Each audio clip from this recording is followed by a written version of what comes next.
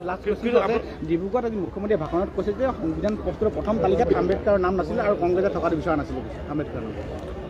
হিমন্ত বিশ্ব শৰ্মা ডাঙৰীয়াতকৈ আমাৰ ইতিহাস বিকৃত কৰা মানুহ দ্বিতীয় এজন আপুনি বিচাৰি নাপাব।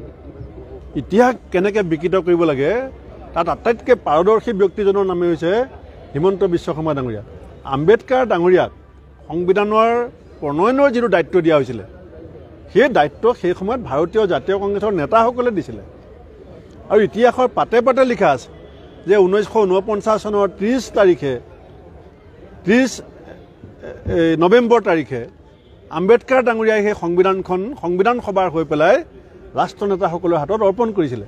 তো ইতিহাস বিকৃত কৰিবৰ কাৰণে যেতিয়া কোনোবাই চেষ্টা কৰি থাকিব, এতিয়া শংকৰদেৱ মাধৱদেৱৰ জেগাত যিজন ব্যক্তিয়ে শ্যামাপ্ৰসাদ মুখাৰ্জী আৰু দীনদয়াল উপাধ্যায়ক গুৰু পাতিব বিচাৰে, তেওঁ আৰু কিমান নতুন ইতিহাস বিকৃত কৰিব আপুনি তাক কল্পনা কৰিব নোৱাৰে। Thank you. আজি